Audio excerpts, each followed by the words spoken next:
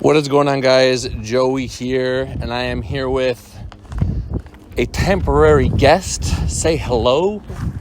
Hello, everybody.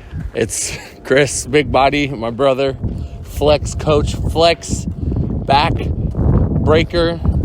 He put in a lot of work for us at this last Nationals, and really just wanted to give him his flowers for that.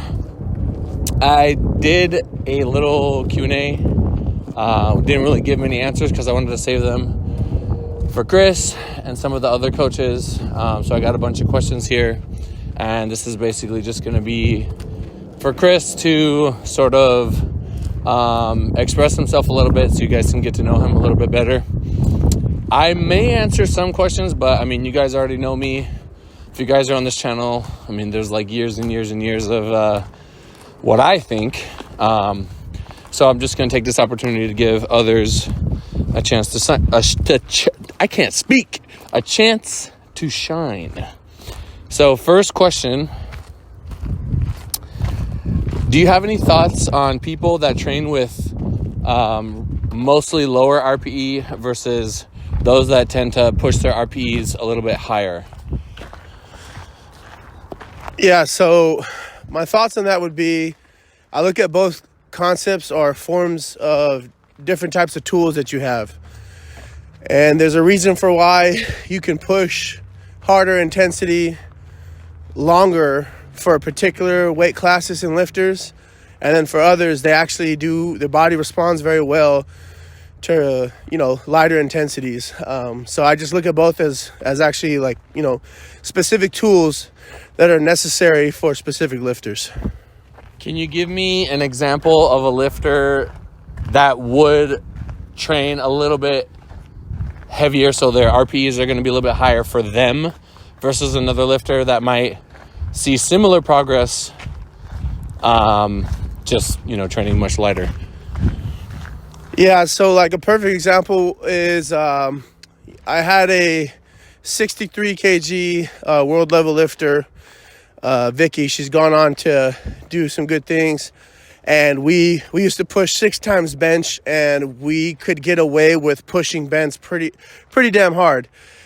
We could do a lot of at 7 to 8 days, and obviously I would play around with the frequency. I'd play around with the total volume for the week, but she could get away with that. And then obviously there are large lifters where one of their reps would equal like 4 to 5 reps of a much smaller lifter. Therefore, we would definitely have to reduce intensity. We'd have to reduce. They didn't need a lot. They didn't need a lot of intensity. They didn't need a lot of volume to get, what we needed to get out of training. So that would be an example. Okay, when I think about intensity, I think about like RPE is going to be higher, not so much volume. Although I have heard some say, like if you're in those last sets of a hard workout and the volume is like really up there, your RPEs might climb faster than you think. So I can kind of see that overlap a little bit. But in my observation, in my experience, smaller lifters can kind of get away with going a little bit heavier more frequently just because they're lifting with smaller weights and the risk is like much lower. And I think the response that you get from going heavier, it's debatable whether or not it's going to be stronger. I just think that certain lifters can benefit from it. But yeah, I definitely think it's one of those things that just depends, like a lot of the answers here. So, a lot of the answers that we give. Our man Demetrius asks, what are some food essentials and non-essentials before lifting? So like, what are some things that you would prefer your lifters intake before they train, versus some things that might be like possibly overhyped, or like unnecessary, and that can include food, pre-workout, whatever. Yeah, I think this is like a very simple answer. One, I like to just tell my lifters, like, eat what you like, but of course, like, keep in mind health, of course. Big bang for buck, hearty calories for powerlifting, because this is not bodybuilding. obviously some people it matters for them and how they look, but it's the simple stuff. Your meat and potatoes, your pastas, obviously get your fruits and vegetables in. Think about and be conscious of getting your micronutrients in. But you want to be well fed for training. Like, you want to make sure that, we talk about meal timing, and we talk about, making sure you have a certain amount of percentage out of your daily carbs that's structured around your training. So, I mean, it really, you can eat what you want, but I wouldn't recommend like eat candy all the time. Let's do this. What are you going to have 2 hours before your training versus 30 minutes before your training? Yeah. So like 2 hours before your training, like let's say you're going to train at noon. You can do some nice sourdough or rye toast. You can, hit a couple eggs. You can have some chicken breast or like a half a chicken breast. If you want to throw in some home fried potatoes, you can do that. Make sure you get your water in. If you want to have some orange juice or something like that, it's very simple stuff. And then after training, you can go with a protein shake. I try to tell lifters to eat all of their protein rather than drink their protein. But if you need to, you can have something like drink a protein shake and some rice cakes or something like that. I think that's after training. That's a easy way to go, for example. All right, so not bad. Yeah, for me, I would just say have an actual meal 2 hours before, and then right before you go in, you can have something faster. Even a Gatorade can sometimes make a huge difference. Yeah, hit the punch. Okay. Next question. How many lifters would you say a coach can have before they start to notice a decrease in their ability to, serve their lifters? So this answer, I believe, it really just depends on how, the coach wants to run their business and how do they want to service. But for me, my service is very unorthodox. I have many ways that athletes can reach out to me. And to be honest, I do not get back to lifters every single day, but I might get back to them every 2 days, 3 days, 4 days. But the one thing that I know that I do that I don't believe any coach does is they can call me at any time of the day, at any point that they need, especially for emergencies, and I will pick up. If it's 3 a.m. and they call me and it's an emergency, I will pick up. If it's 2 p.m., I will pick up. And that is how I can make up, for the other services in ways that I go about it that other coaches do that I don't. But in addition to that, that will be dependent on, how fast can you work and how efficient can you be. But I like staying around the 60 range. And for me, I can be, very effective. And I actually don't really want to have a super gigantic roster. I want to focus on my athletes and give that set amount. So too much, obviously, I think if you're like at 80 or more, that's like crazy. That gets really hard. But I think under 80 would be, best case. 60 is even better. That'd be my answer. Yeah, and I know Chris, so I can give a little bit more. Just want to explain this part. Chris, your lifters that have been with you for a really long time, I would imagine they don't need to, you don't have to talk to them all the time. I want my lifters to send me everything all the time. It doesn't have to be absolutely everything, but I tell them, I want to see your top singles for sure, 100% every week. If I don't see them, then I'm going to assume everything's good. Sometimes people they're just busy and they don't send it to me. Let me add to this really quickly. Okay, go ahead. So what works very well, right? And what athletes need to understand is there's boring work, especially the secondary bench days or a secondary squat or deadlift day, right?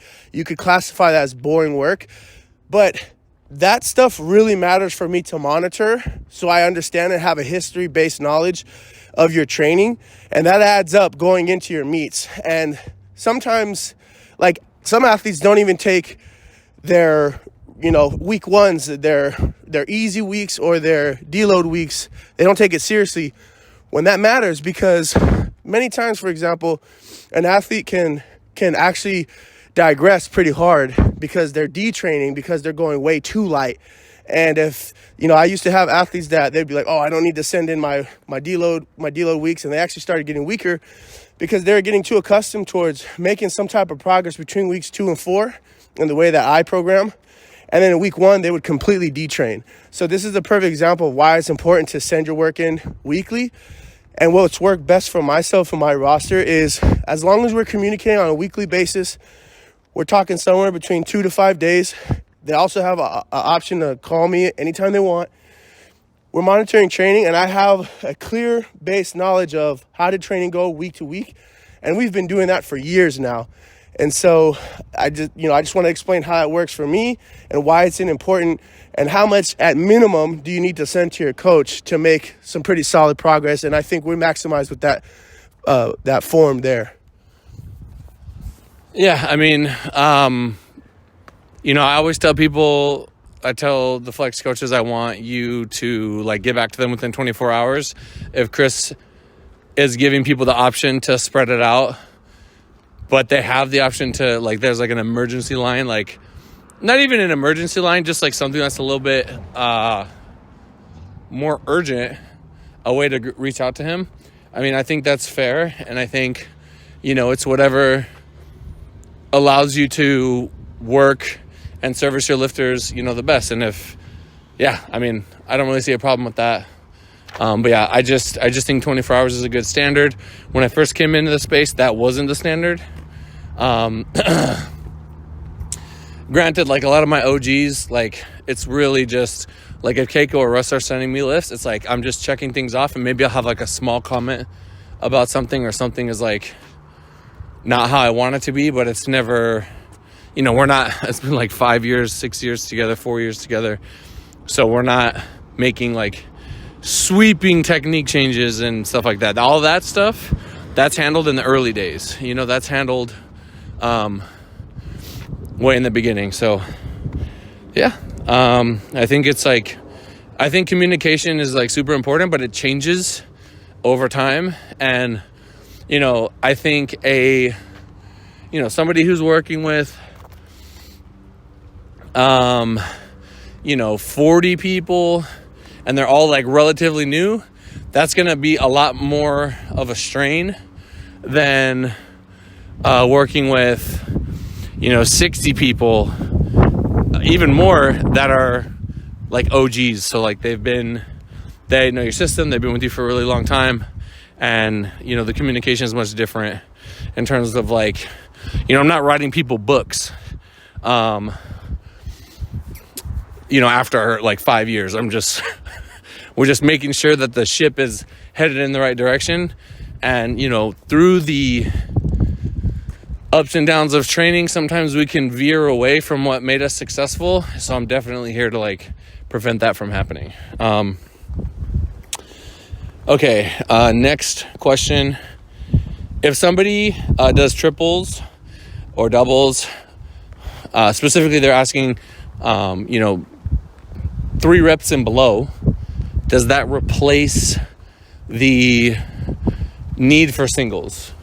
And I think the question comes from, there's just a lack of understanding of what are we trying to achieve? Also the context in which, for example, I would give someone singles or triples is going to be there's 2 different ways that I might do that. Possibly more. So Chris, what do you think about that? Yeah. So it's all about specificity, right? And it's all about what is the goal? What's the time of the year? What phase are you in? And, what are you trying to serve? I could give an example. To end off this year, I had my entire roster. We had a top triple for our primary days. And that was a very fun way for our athletes to kind of get a break from singles. I'm very huge on singles. They've done wonders for my career and the way I program for athletes. But, over 4 years after that, now it's okay, let me switch it up. Let me have some fun with the guys and girls, and, let's reward them. So we did a block of top triples, and we progressed that. And then we went into November with top doubles.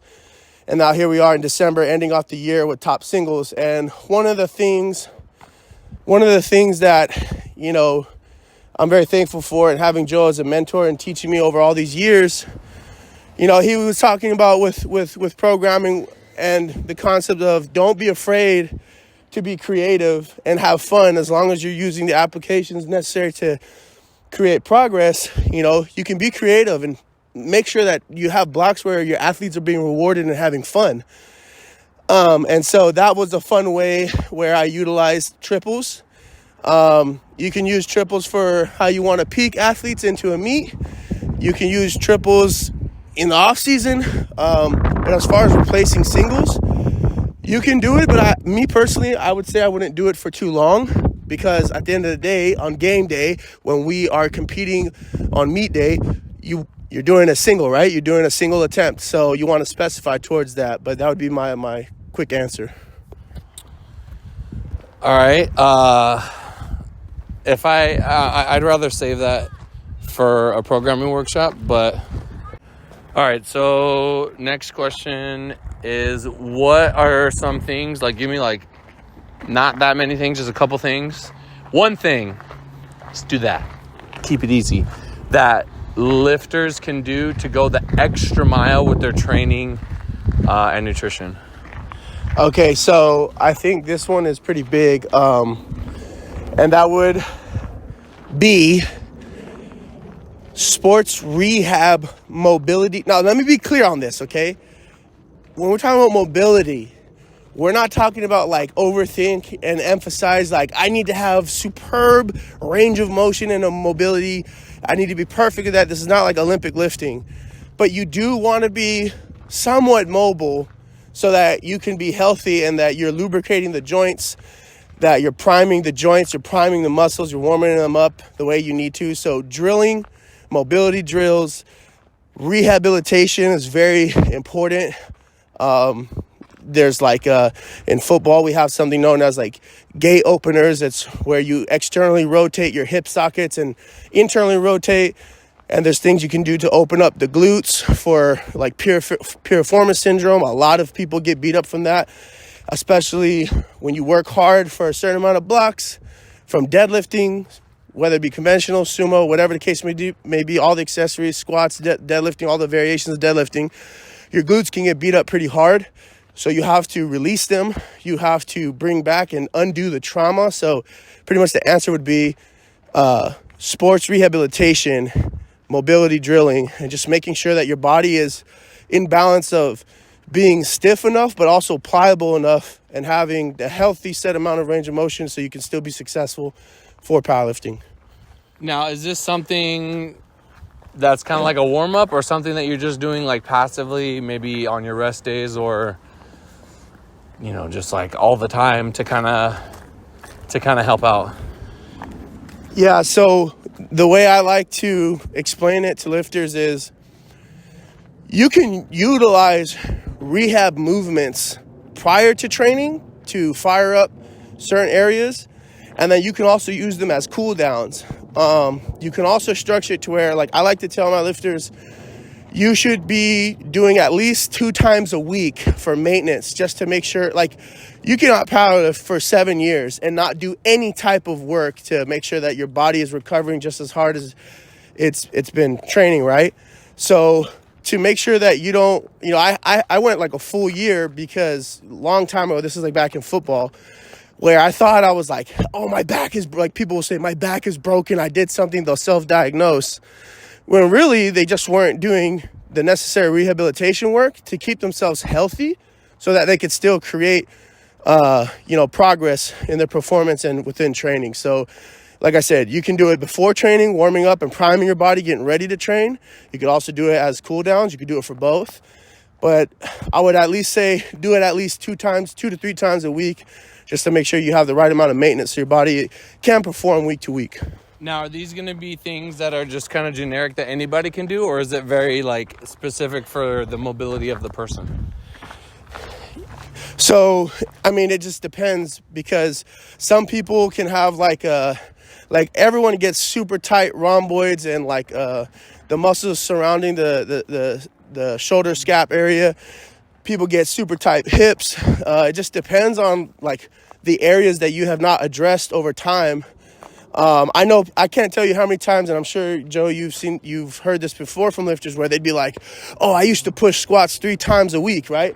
And they did that forever and they got super beat up. And then they go to a coach and then like they don't give that information. And then we have to find it through digging and asking tons of questions over time. And then we find out that you had this crazy intense or this crazy frequency you were working.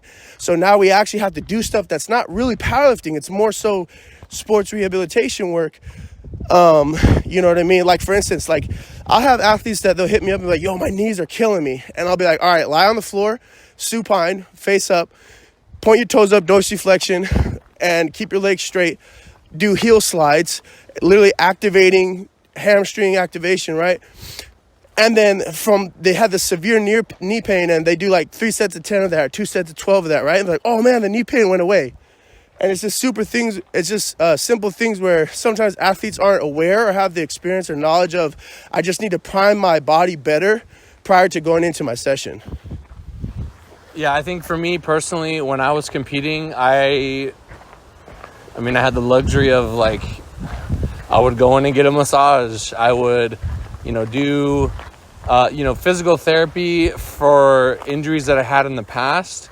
But like, there's things that I would learn and that you pick up on. Like I remember in like 2014, I had really bad issues with my knees. I don't have any problems now. And some of the stuff that I learned there, I would use like as a warm up. For example, like stretching the knees, not like the typical way that you would stretch it from the bottom down, but learning how to stretch it from the mid section of your thigh up. Can be like a lot less stressful on your knees, especially when you have pain. But yeah, I think this stuff is, I think with powerlifting specifically, with super high frequencies, which is kind of, some people still do it and some people need it. But when you're training with like crazy high frequency, mostly dudes, girls, a lot of girls, like they're just like tanks. Like it's like really hard to like get them injured or broken, especially with something like bench. Certain lifters are going to be able to, like, they may not have to maintain something or work on something as much as others.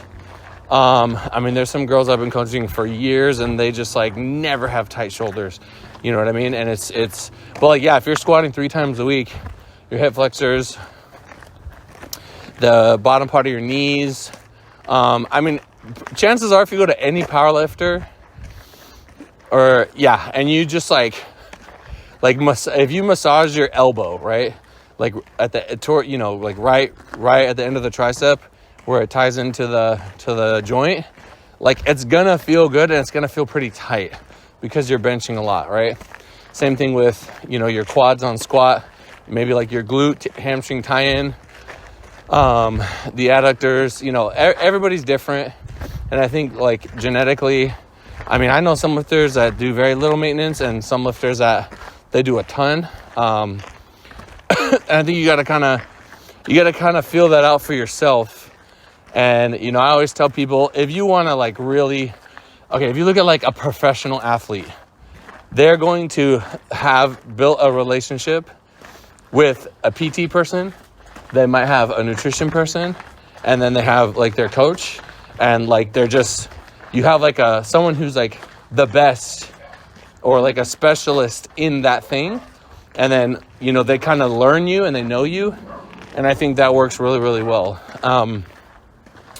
Over the years, I've become bigger on delegation. I know this is like a really long answer, but I just wanted to be thorough.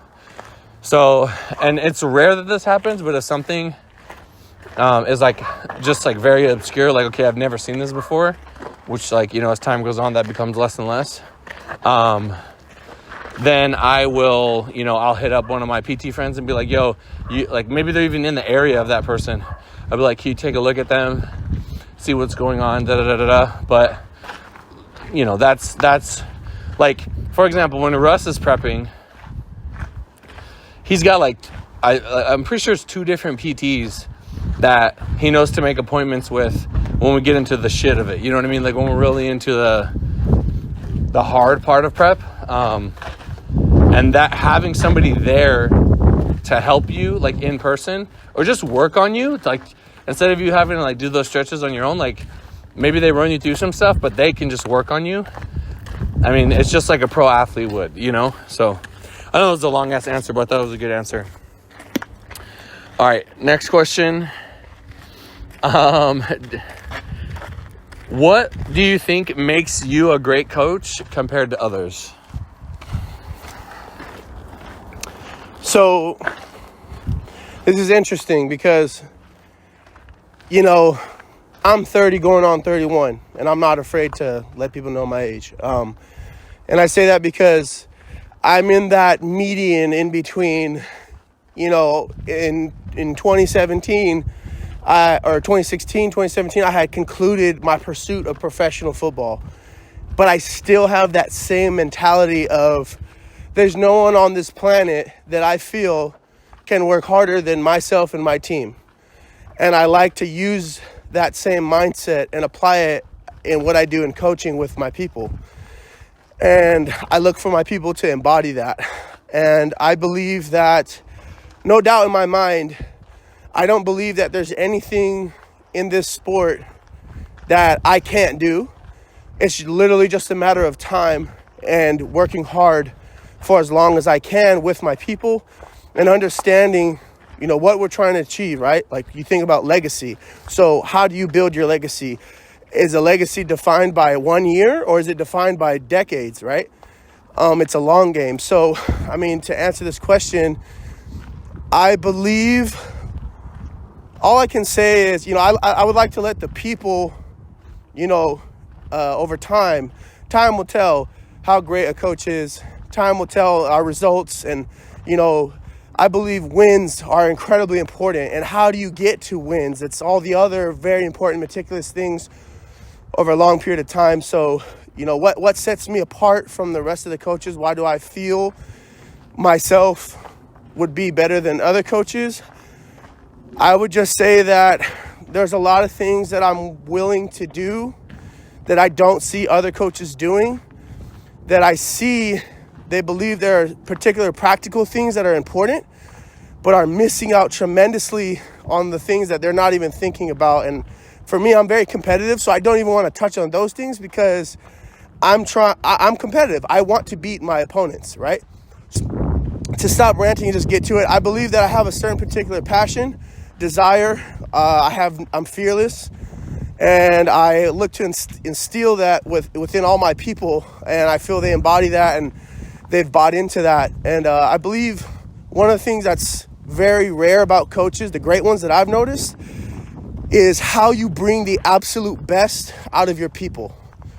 You know, you have to be scientific to a degree. You have to be practical. You know, you have to guide your lifters within the schemes and the concepts of powerlifting. But at the same time, there's also other things where how do you just pull greatness out of them and allow them to, you know, optimize their potential.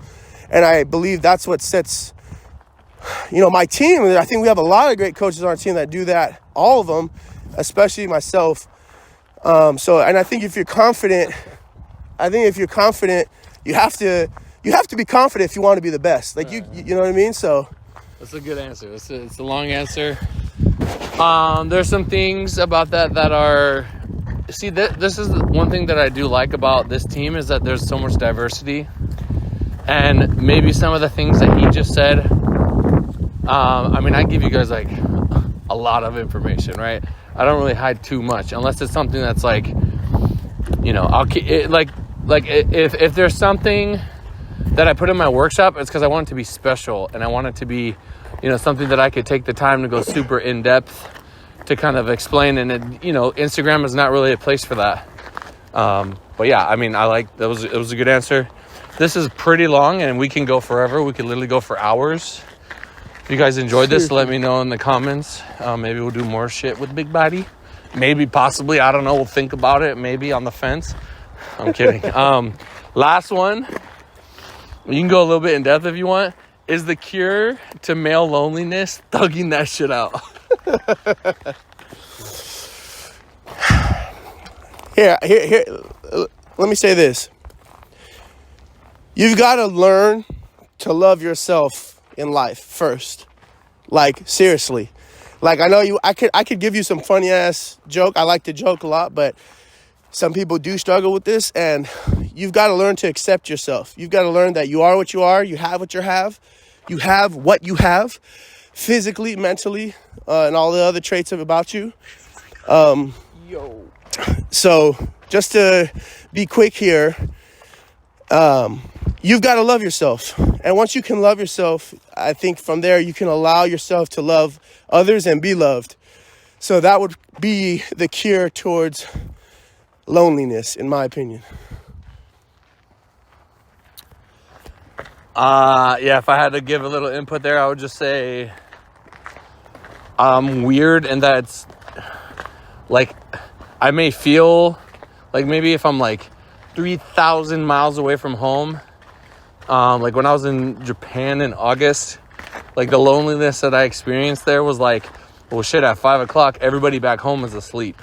And if I'm not with the homies, I'm by myself. I'm just in a foreign country.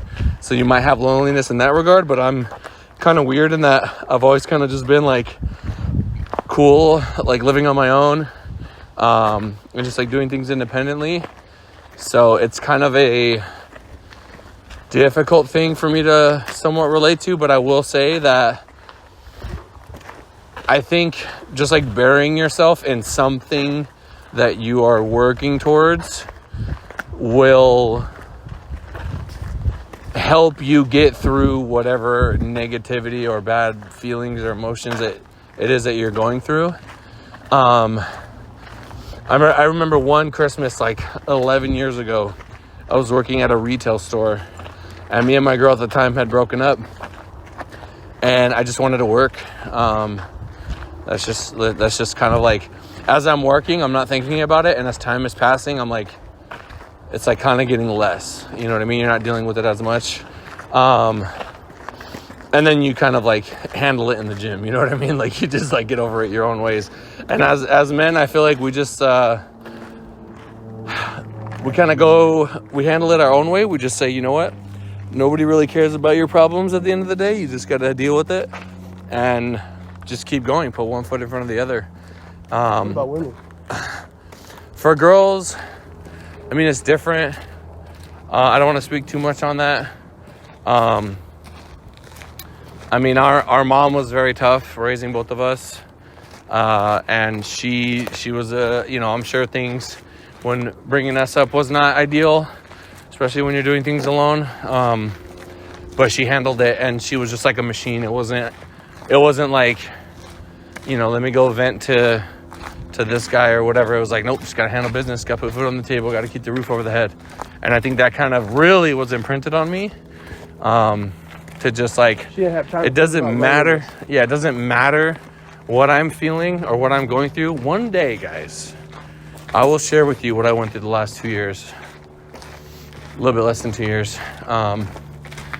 One day, still going through, hopefully out of the woods soon. I will share it with you. And the amount of I grew in a different way, and there was just a lot of, it doesn't matter what like horrible thing I'm dealing with. We got to keep going, right? The team needs things, and we just have to keep going. So anyway, that's, I know that was like kind of a tangent of an answer, but anyway, if you guys enjoyed this talk, let me know in the comments down below. See you guys in the next one. Peace.